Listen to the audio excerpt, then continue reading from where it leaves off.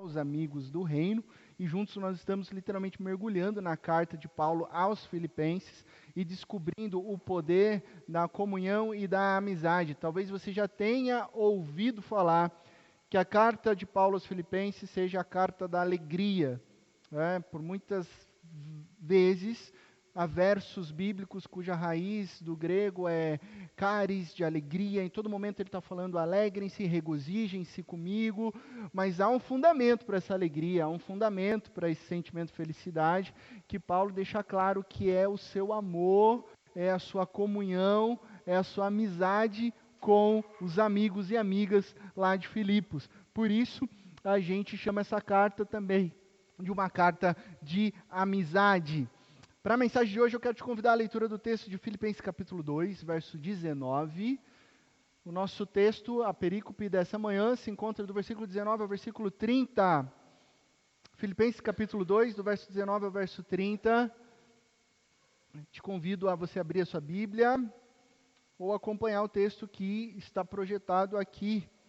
Diz assim a palavra de Deus: espero no Senhor Jesus enviar Timóteo brevemente, para que eu também me sinta animado quando receber notícias de vocês. Não tenho ninguém que, como ele, tenha interesse sincero pelo bem-estar de vocês, pois todos buscam seus próprios interesses e não os de Jesus Cristo. Mas vocês sabem que Timóteo foi aprovado porque serviu comigo no trabalho do Evangelho como um filho ao lado de seu pai. Versículo 23, portanto, é ele quem espero enviar, tão logo me certifique da minha situação, confiando no Senhor, que em breve eu também poderei ir. Olha, mais uma vez, Paulo está falando sobre o desejo de encontrar com seus amigos filipenses. Versículo 25, contudo, penso que será necessário enviar de volta a vocês Epafrodito, meu irmão, cooperador e companheiro de lutas, mensageiro que vocês enviaram para atender às minhas necessidades. Então, certamente é Epafrodito que entrega essa carta aos Filipenses, né? Versículo 26, pois ele tem saudade de todos vocês e está angustiado, cheio de ansiedade, cheio de um sentimento profundo pelos Filipenses, porque ficaram sabendo que ele esteve doente. Versículo 27, de fato ele ficou doente e quase morreu. Olha a gravidade. Mas Deus teve misericórdia dele, e não somente dele, mas também de mim, para que eu não tivesse tristeza sobre tristeza. Olha que belo isso. Deus teve misericórdia de mim, Paulo dizendo, porque Deus manteve a vida do meu amigo, e assim eu não tive tristeza sobre tristeza. Eu já estou triste na prisão, mas esse meu amigo traz alegria, e Deus manteve ele vivo. Versículo 28, por isso logo o enviarei, para que quando virem novamente, fiquem alegres, e eu tenha menos tristeza. Agora Paulo está falando que a tristeza dele também diminui, quando ele vê os seus amigos do reino felizes. Quando nós vemos a felicidade dos outros, dos nossos irmãos e irmãs, a nossa tristeza é diminuída. Versículo 29, e peço que vocês o recebam no Senhor, com grande alegria, e honrem homens como este, porque ele quase morreu por amor à causa de Cristo, arriscando a vida para suprir a ajuda que vocês não podiam dar. Vamos orar? Mais uma vez, Deus, nós clamamos que o Teu Santo Espírito, através da Tua palavra, venha nos edificar nessa manhã. Sopra, Senhor, as Suas palavras, para que a gente possa compreender o que é viver uma rede de apoio entre amigos e amigas do Teu reino. Obrigado por esse privilégio. Fala conosco. Em Cristo Jesus. Amém. Amém. O tema dessa manhã é rede de apoio. Seja rede de apoio. Seja rede de apoio. Talvez você já tenha ouvido essa expressão, rede de apoio.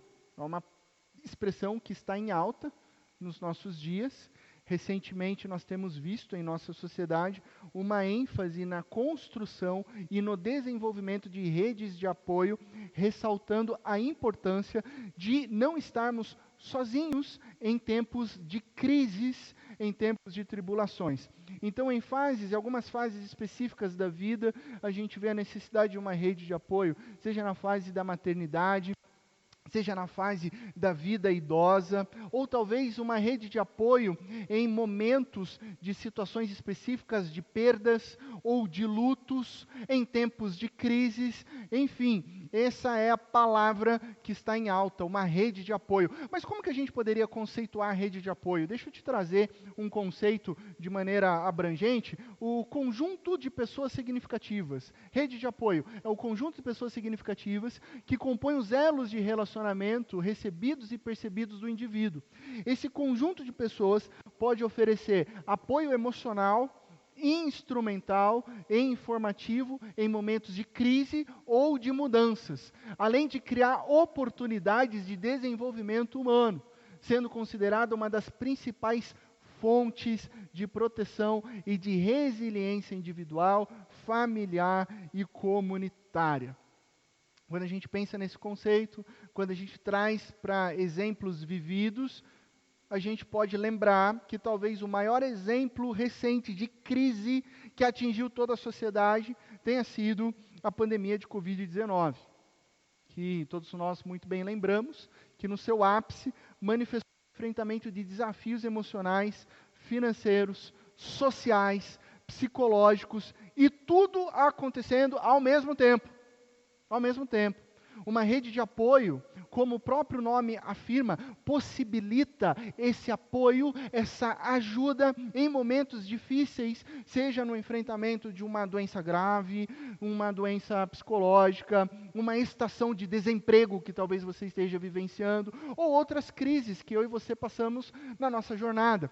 Agora, se sabemos da importância de uma rede de apoio, uma pergunta interessante é: por que a solidão e o isolamento social se tornam problemas comuns em nossa sociedade contemporânea? Se a gente sabe da necessidade de rede de apoio, por que o isolamento é comum? Por que o sentimento de solidão?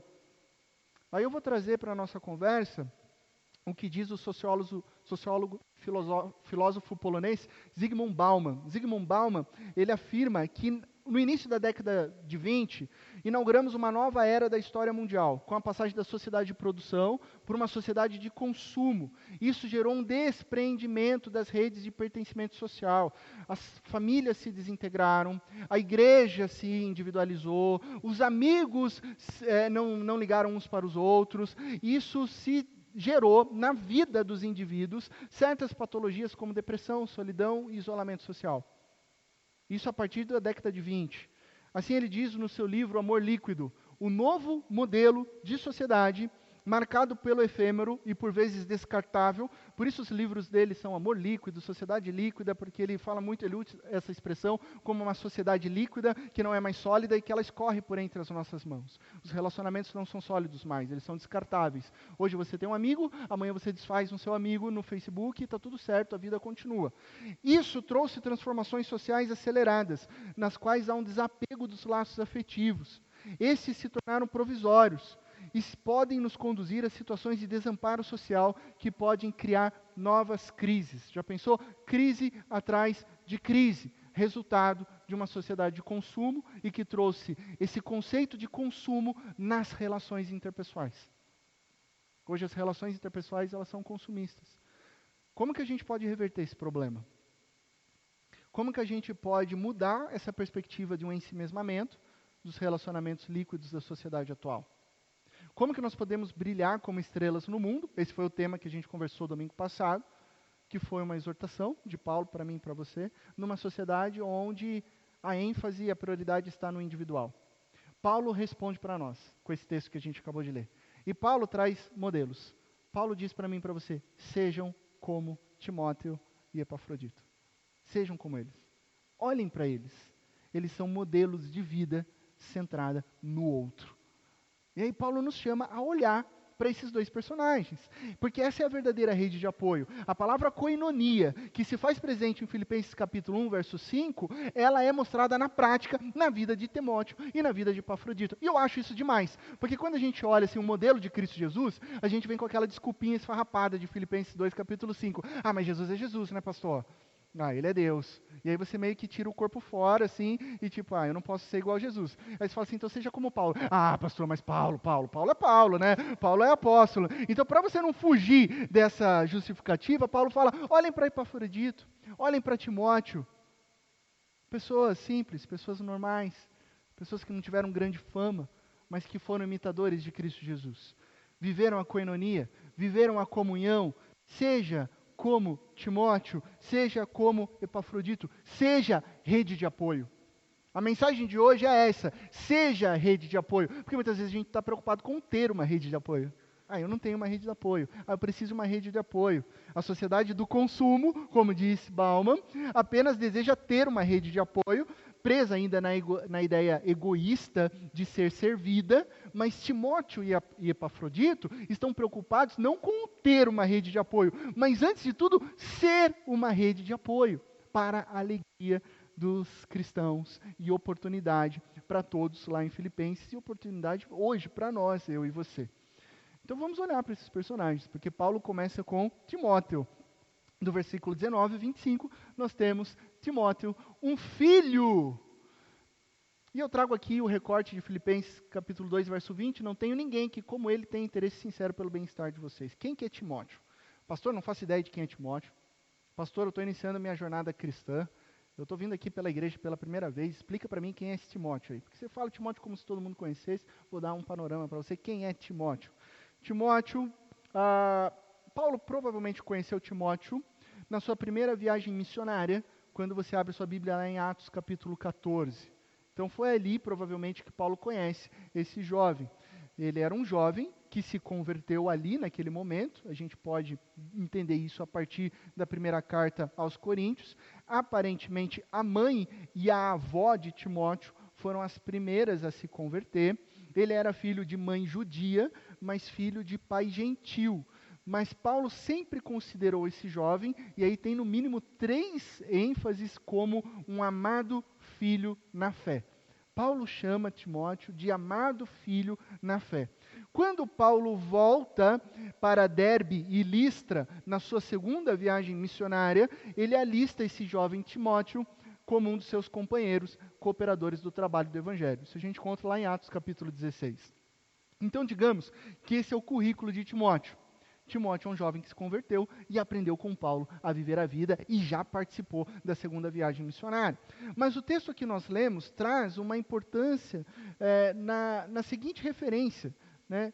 Não é sobre o que ele fez, não é sobre quantas viagens ele fez, não é sobre o que ele aprendeu, mas sim o seguinte fato, de que ele, como ninguém, tinha interesse sincero pelo bem-estar dos outros. Essa é a característica que Paulo afirma ser a mais importante para definir quem é Timóteo. Dentre tantas qualidades que eu e você sabemos que Timóteo tinha e possuía ao longo das Escrituras, Paulo faz questão de enfatizar o interesse sincero pelo bem-estar de outras pessoas, os seus amigos filipenses, os seus amigos do reino. Então, quando falamos no papel fundamental de uma rede de apoio, nós estamos falando sobre apoio emocional. O que é apoio emocional? Envolve a disponibilidade emocional para ouvir o outro. Disponibilidade emocional, eu quero te ouvir. Eu quero compreender a sua dor. E eu vou acolher e fornecer conforto diante da sua dor. Eu vou ser esse apoio emocional para você. Nós estamos falando sobre apoio emocional, nós estamos falando também sobre apoio afetivo. Afinal, ouvir sem afeto não é ouvir. Né? Você ouve com amor, então é caracterizado pelas expressões de amor, de carinho, de cuidado e de encorajamento para uma pessoa que em certa situação está no momento de fragilidade e vulnerabilidade. Então você traz apoio emocional e afetivo e você encoraja essa pessoa a viver na dinâmica do reino. Isso é resumido no interesse genuíno, no interesse verdadeiro, no interesse sincero de Timóteo pelo bem-estar dos filipenses. O que ele fazia, o que ele deixava de fazer, era preocupado se iria fazer algo bom, um bem para o coração dos seus amigos. Então estamos diante de um Timóteo que vive a frônesis de Cristo Jesus, que a gente conversou alguns capítulos anteriores. a atitude, o sentimento de Cristo Jesus, a mentalidade em prol do outro. E Paulo nos lembra que para mim e para você existem duas formas de viver. E essas são as duas formas de viver. Filipenses capítulo 1, 21. Porque para mim o viver é Cristo e o morrer é lucro. E Filipenses 2, 21. 1, 21, 2, 21, para você não esquecer. 2, 21, pois todos buscam os seus próprios interesses e não os de Cristo Jesus. Tem duas formas de você viver. Uma vai trazer resiliência comunitária. Uma vai glorificar o nome de Cristo Jesus. Uma vai trazer laços de amizade e relacionamentos profundos. A outra, quando você busca só os seus interesses, vai te levar a uma ambição egoísta. Esse é o resultado de uma vida que busca só os seus interesses e não de Cristo Jesus. E o legal é que entre Filipenses 1, 21 e 2, 21, há no meio Filipenses 2, 4, que é o viver de Cristo Jesus. Cada um cuide não somente dos seus interesses, mas também dos interesses dos outros. E aí o versículo 5 diz: seja a atitude de vocês, seja a frônese de vocês, seja o sentimento de vocês, seja a mentalidade de vocês a mesma de Cristo Jesus, cuidando dos interesses dos outros. E é interessante a gente pensar nisso. Que se existem duas formas de viver, muitas vezes, diante de tribulações, inseguranças, vida de caos, talvez você tenha enfrentado uma vida de caos, tempos difíceis, o nosso coração, o meu coração, o seu coração, o nosso coração é pecaminoso. Então ele é levado a pensar somente em si mesmo. Principalmente no momento de crise. Aí você quer pensar só em você. E aí surge aquela expressão que talvez você já tenha ouvido alguma vez. Quando a farinha é pouca... Ninguém sabe dessa expressão? Só lá em Itapetininga? Só lá em Itapetininga? Gente, quando a farinha é pouca, meu pirão primeiro. Nunca ouviu isso? Ah, gente... Metrópolis de Itapetininga, cultura, guarde esse ditado para você. Quando a farinha é pouca, meu pirão primeiro. Da onde surge esse ditado? Puxa vida, Itapetininga foi, se você não sabe, a Rota dos Bandeirantes. Entendeu? Um pouco de história aqui, né, da grande metrópole de Itapetininga. Os bandeirantes, no Brasil colonial, passavam por lá a cavalo, desbravando. Para quem não pegou a referência, mas eu nasci na metrópole de Itapetininga, interior de São Paulo, né? Da onde tem cidades vizinhas, menores, Sorocaba, ali, aquelas cidades assim, né? Distritos de Itapetininga, né? Ainda no Brasil colonial, a farinha de mandioca era um dos alimentos que os bandeirantes costumavam levar durante as suas expedições pelo interior do Brasil. O prato principal era peixe com pirão de farinha de mandioca. Só que quando o estoque de comida estava acabando, o chefe da expedição usava a prerrogativa do seu cargo para dizer: se está acabando, se a farinha é pouca, meu pirão primeiro. Se sobrar, é dos demais. Aí nasceu essa expressão: quando a farinha é pouca, meu pirão primeiro. Primeiro eu sou mais importante, eu estou aqui nesse cargo. Eu sou um grande bandeirante. Se sobrar, para vocês. Farinha pouca, meu pirão primeiro. Você sabe que em 1822 acabou o Brasil colônia com a independência do Brasil. Só que o ditado permaneceu. Muito embora vocês não tenham conhecido, aqui eu estou trazendo para vocês. Né? Farinha pouca, meu pirão primeiro. Por que esse ditado permaneceu? Né? Porque esse ditado ele permaneceu como a religião do meu. A religião do eu. Do eu na frente. Então, se está faltando, a minha pele primeiro. Se eu preciso de uma vantagem, a minha dor primeiro. A minha fome primeiro. O meu filho vem em primeiro lugar. Os meus direitos antes dos seus. A minha necessidade antes da sua necessidade. O meu cargo é mais importante que o seu cargo. A minha função é melhor que a sua função. A minha palavra antes da sua palavra. A minha razão. Eu tenho razão. Eu, meu, eu, minha, meu.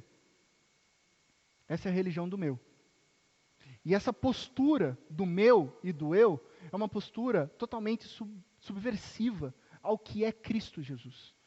Essa postura do meu é um caminho de oposição contra a frônesis de Cristo Jesus, uma postura que pode ser até mesmo camuflada em ambientes religiosos. A gente coloca uma roupagem de religiosidade, mas no fundo é tudo sobre o meu, e não sobre o nós, e não sobre o seu, porque quando a frônesis de Cristo Jesus me ensina a considerar o seu antes do meu, é porque eu entendi que o seu faz parte do nós, então a sua alegria é a minha alegria. Então, com essa religião do farinha pouca, meu pirão primeiro, Timóteo nos lembra de que nós devemos buscar os interesses de Cristo Jesus. É os interesses de Cristo Jesus. E ele não estava interessado em construir relacionamentos em benefício próprio, ou influenciar pessoas para obter vantagens para si. Tá? Vou influenciar essa pessoa, vou ser amigo do meu chefe no trabalho, porque vai que eu consiga um jeitinho de uma promoção. Né? Eu vou ser amigo do Matheus Klein, porque vai que a hora que fazer sol, um dia quente, ele me chama para a gente nadar na piscina dele. Né? E aí você começa a construir relacionamentos por interesse. Não é isso que Timóteo está dizendo. Timóteo está nos lembrando de que ele estava interessado em buscar genuinamente o bem do outro, a felicidade do outro, dos seus amigos do reino. Então, o que é ser rede de apoio? Ser rede de apoio é buscar genuinamente o bem-estar dos amigos do reino. A gente está fazendo um giro aqui. Nós não estamos falando sobre ter rede de apoio, nós estamos falando sobre ser rede de apoio. Porque quando você é rede de apoio, o ter rede de apoio você já tem como consequência, porque você faz parte do nós. Então, ser rede de apoio é buscar genuinamente o bem-estar dos seus amigos. E Paulo diz que deseja enviar Timóteo para Filipos, porque se você olhar para o verso 22, você vai encontrar: vocês sabem que Timóteo foi aprovado porque serviu comigo no trabalho do evangelho, como um filho ao lado do pai. E eu amo essa expressão, como um filho ao lado do pai. É assim que ele aprendeu. É assim que ele foi aprovado, como um filho, caminhando, aprendendo com o pai. Perceba que não é um sermão de 1 hora que vai transformar a sua vida, não é um seminário de 1 ano que vai fazer com que você tenha a mesma atitude, a frônesis, o sentimento de Cristo Jesus, mas sim um processo de discipulado, onde o vínculo emocional entre um pai e um filho cria uma base sólida para um aprendizado, para o desenvolvimento humano, que o conceito de rede de apoio diz. Isso vale tanto para as nossas vidas como pais e mães. Quantos pais e mães sabem disso que eu estou falando? De que você ensina o seu filho pelo exemplo, de que você ensina o seu filho através de princípios e valores e que são construídos diariamente. Isso é válido para pais e mães. Mas é válido também para nós, pais e mães na fé, de filhos novos convertidos ao reino de Cristo Jesus. Isso é válido para nós. Então, quando uma criança, ela se sente amada e segura no seu relacionamento com seu pai ou com sua mãe, ela naturalmente busca imitar o seu pai e sua mãe, aprendendo com ele e com ela. E se Timóteo desenvolveu esse sentimento sincero de bem-estar pelos filipenses, é porque ele aprendeu isso olhando para a vida de Paulo, olhando para como Paulo tratava os seus amigos filipenses, como Paulo servia, como Paulo se alegrava, como Paulo estava lá nos momentos de dor, como Paulo estava lá nos momentos de churrasco, como Paulo estava lá brincando, como Paulo estava lá orando e chorando, como Paulo estava desenvolvendo o seu relacionamento. É assim que Timóteo aprende. Então, uma rede de apoio de verdade se rende verdadeiramente a Cristo Jesus, buscando o interesse dos amigos do reino. Buscar o interesse dos outros é o mesmo que buscar o interesse de Cristo Jesus na carta de Filipenses.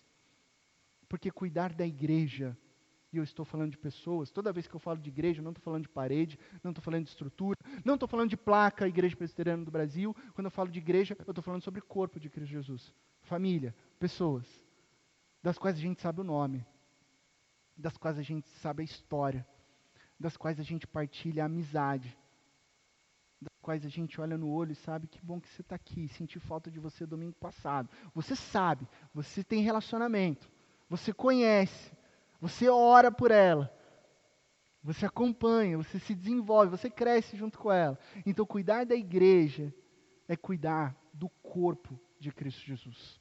Por isso que quando você busca o interesse dos outros, você está buscando os interesses de Cristo Jesus. O segundo exemplo é Epafrodito. Epafrodito, um irmão.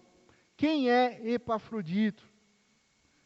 Primeiro de tudo, nome belíssimo para você dar para o seu filho. Epafrodito, né? Vocês podem até colocar um apelidinho. Epa, já está na hora de entrar para casa. Epa, o jantar está pronto. Aí você fica bravo com ele e fala: Epafrodito Calvacante Bambino. Não vou falar mais uma vez. Guarde esse frisbee e entre já para casa. Né? Fica a dica aí. Ficou bonito, né? Epafrodito Calvacante Bambino. Né? Já para casa, já para dentro. E é um nome bonito.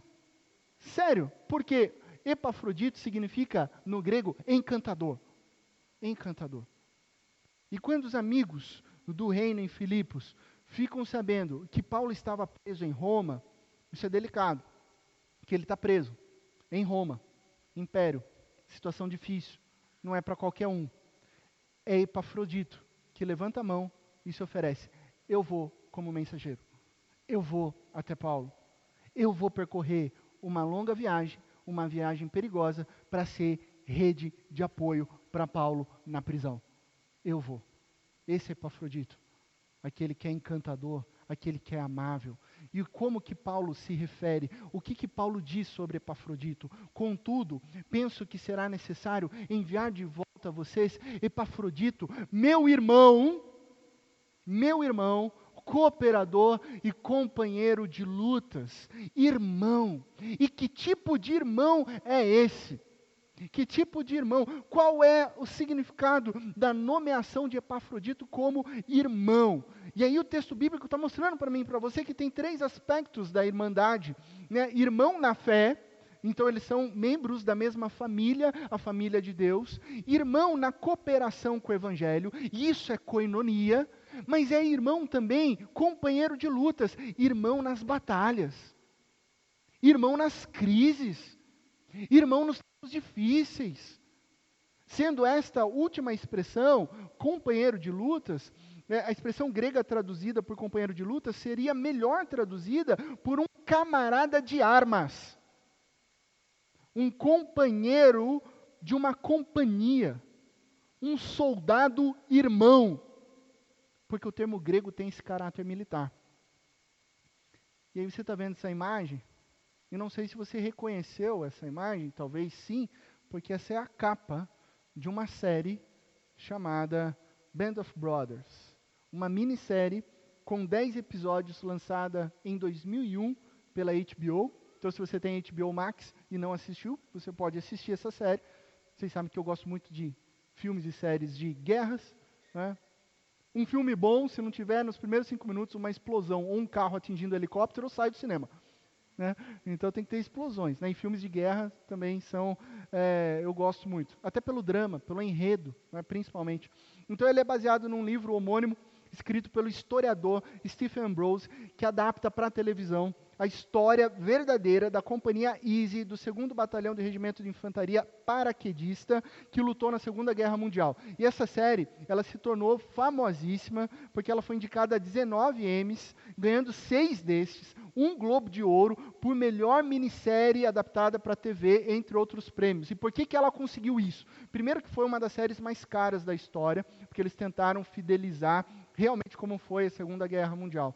Mas também por causa, e talvez principalmente, por causa da narrativa, do testemunho de homens que passaram por essa história, mas que testemunharam, como combatentes, a questão da amizade e do amor. Por isso que Band of Brothers não é uma série de guerra, é uma série sobre a capacidade de amar e de sacrificar-se pelo outro. De certa forma, Band of Brothers celebra o amor nas situações mais difíceis, o amor apesar dos horrores da morte, o amor na dor, o amor no sofrimento, o amor no campo de batalha. E o que mais me chama a atenção nessa obra é como que, para além de todas as coisas vividas pelos combatentes americanos na Companhia Easy, é aquela companhia que entra no grande dia D da Normandia, mas é que eles se lembravam dos amigos, toda hora tem um testemunho, toda hora começa com um combatente falando e se lembrando dos amigos e dos momentos que eles passaram juntos na dor. Ou seja, para cada soldado, para cada companheiro de luta, a questão mais importante em sua mente não era necessariamente as suas dores. Eu não vou dar spoiler aqui, mas teve situações em que alguém assim tinha suas próprias dores nessa série e foi suprir a dor do outro. As dores sentidas na companhia dos homens que eles aprenderam a amar, que se tornaram de fato seus irmãos. Irmãos. Aí a gente faz uma pergunta importante. O que nos torna irmãos e irmãs? O que nos torna irmãos e irmãs? Já parou para pensar nisso?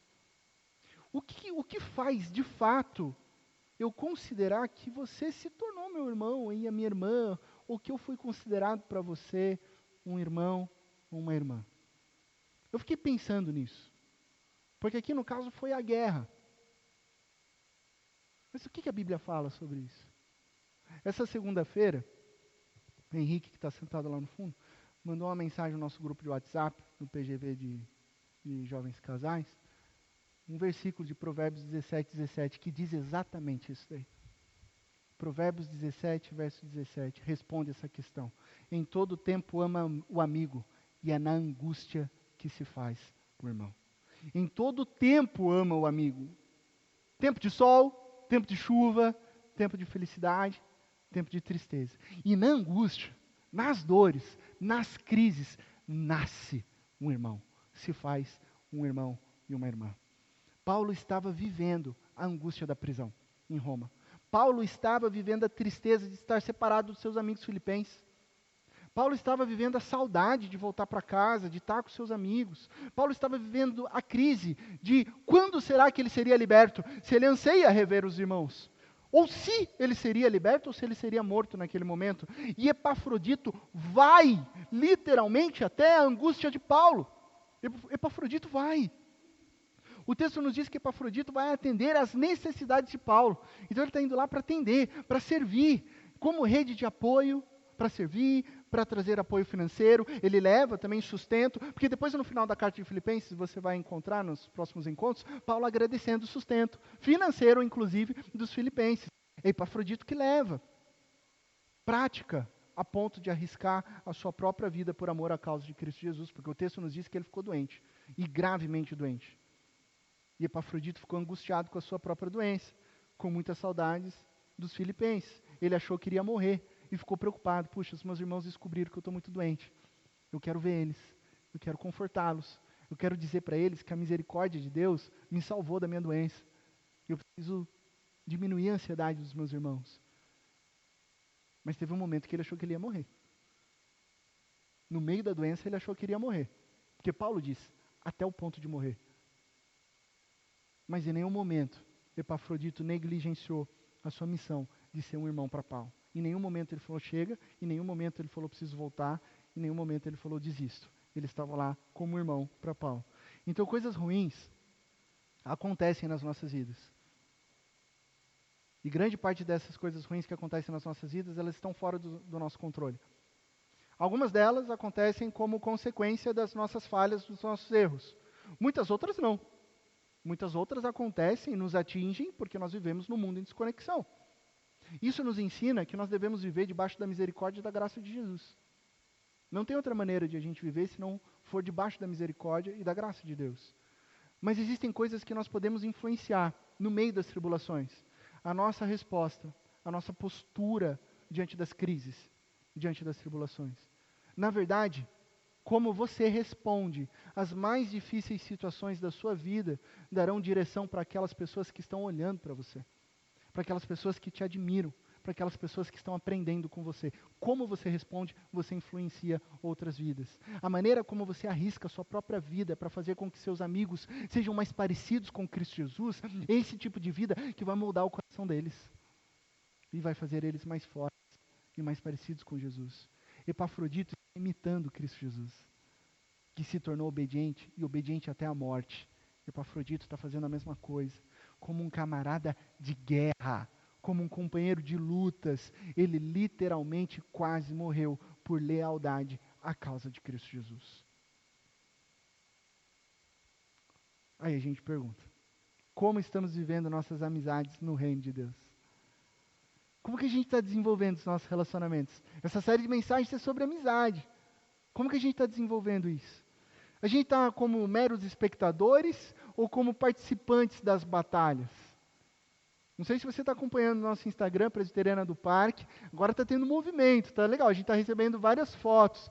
As pessoas estão se encontrando, as pessoas estão marcando jantares, passeios no parque para desenvolver a amizade. Não como meros espectadores, mas como participantes da vida comum uns dos outros. Timóteo e Epafrodito nos dão a direção para sermos uma rede de apoio. Não é sobre ter rede de apoio, é sobre ser rede de apoio, disponível uns para os outros. Caminhando para a conclusão, a gente retoma o problema atual da nossa sociedade. Lembrando aquilo que o filósofo Bauman disse, que o desapego dos laços afetivos da família tem sido a causa do isolamento social, que leva a doenças como depressão e crise de ansiedade, e que para fortalecer uma rede de apoio é necessário investir em relacionamentos saudáveis, significativos, relacionamentos de confiança, relacionamentos de respeito, reciprocidade.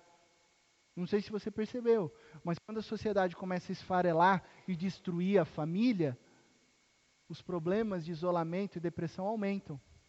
Por quê? Porque nós somos seres relacionais, porque família é presente de Deus, porque Deus nos deu esse presente chamado família para a gente desenvolver a nossa humanidade uns com os outros. E aí qual que é a resposta para a sociedade?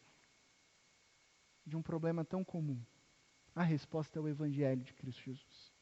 O que a sociedade não entendeu, o que a sociedade talvez ainda não saiba, e a gente precisa proclamar, é o Evangelho de Cristo Jesus. Porque o que define amigos do reino é exatamente o amor de Cristo Jesus que nos transforma numa grande família da fé.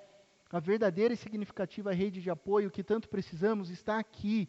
A sua rede de apoio, você pode olhar para o lado, está aqui. Essa é a sua rede de apoio, essa é a nossa rede de apoio. É isso que nós somos, uma rede de apoio. Família, igreja, corpo de Jesus.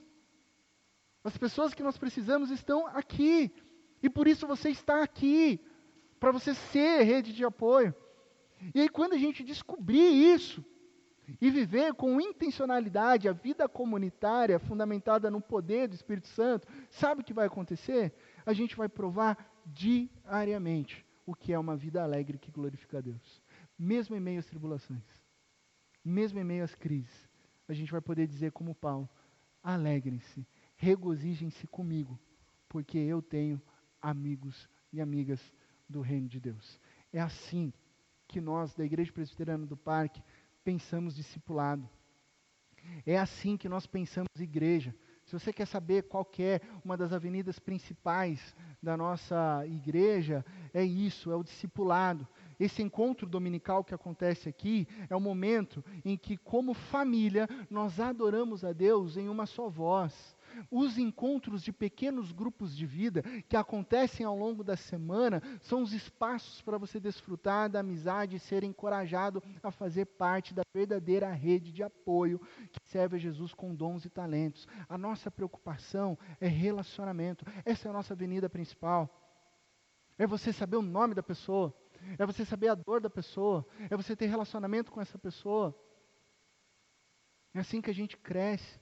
É assim que a gente desenvolve o conceito de igreja, de corpo e família.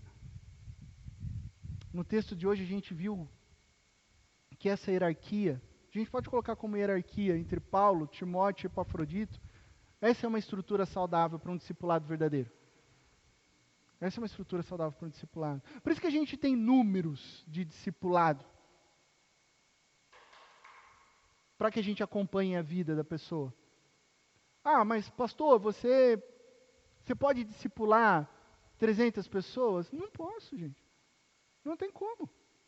Não tem como. Não tem como. Eu nem quero isso. Porque o nosso relacionamento vai ser superficial. Eu vou encontrar com você domingo, não vou lembrar do seu nome, não vou saber da sua história. Nós queremos uma igreja que esteja cada um discipulando uns aos outros. Uma igreja saudável. Uma igreja que saiba quem são as pessoas, ser rede de apoio, orar uns com os outros, viver uns aos outros. E quando a gente olha para a estrutura bíblica, a gente aprende muito. Porque olha só como é que é essa estrutura. Passa o slide para mim, por favor. A gente tem Paulo, que é pai de Timóteo na fé. Então a gente tem uma relação pai e filho. Ele chama Epafrodito de irmão. Então está um relacionamento ali de pé de igualdade. E esse é o ciclo do discipulado. Por quê? Você como filho, você pensando em você como Timóteo, você está aprendendo com uma mãe na fé, com um pai na fé, alguém que sabe mais que você, que tem mais maturidade na jornada cristã, é alguém com quem você compartilha, que você presta contas, com quem você pede conselhos, alguém que você sabe que tem uma experiência de maturidade espiritual e te auxiliará a experimentar o conhecimento de Cristo Jesus. Eu tenho os meus mentores. Eu tenho as pessoas com os meus pais na fé que eu presto contas. Eu e a minha esposa Júnia temos casais que já são avós e vós e que a gente presta conta, que a gente pede auxílio e conselho quando a gente está com alguma dificuldade no nosso relacionamento com a Isabela. A gente vai lá direto neles na fonte, ensina a gente que vocês são maduros, vocês são avós e avós. Isso é ser filho. Como irmão Epafrodito, você tem irmãos e irmãs que vivem nas mesmas tribulações, estão na mesma jornada, né? Nos mesmos anseios, nas mesmas dúvidas de uma comunidade, de uma caminhada cristã, e você compartilha, você ora junto, você divide, e você vai crescendo junto com seus irmãos e com as suas irmãs, na experiência. Até que você se torna pai e mãe, como Paulo. Você entende a sua responsabilidade de não mais ser apenas um espectador, mas alguém que tem um profundo, sincero interesse pela formação de Cristo Jesus no outro. Aí você entendeu a missão, fala, espera aí, eu tenho que estar discipulando alguém. Espera aí, Deus me chamou para ser pai e mãe de alguém também. Você entrega conselhos, você exorta, você cuida, você atende às necessidades. E é importante isso, porque só pode ser pai quem um dia foi verdadeiramente filho. Então você só vai ser mãe se um dia você verdadeiramente entendeu o que é ser filha, se você foi cuidado, se você foi acolhido, e aí você ensina o outro. Então chega uma hora que você inicia um novo ciclo, passa o slide.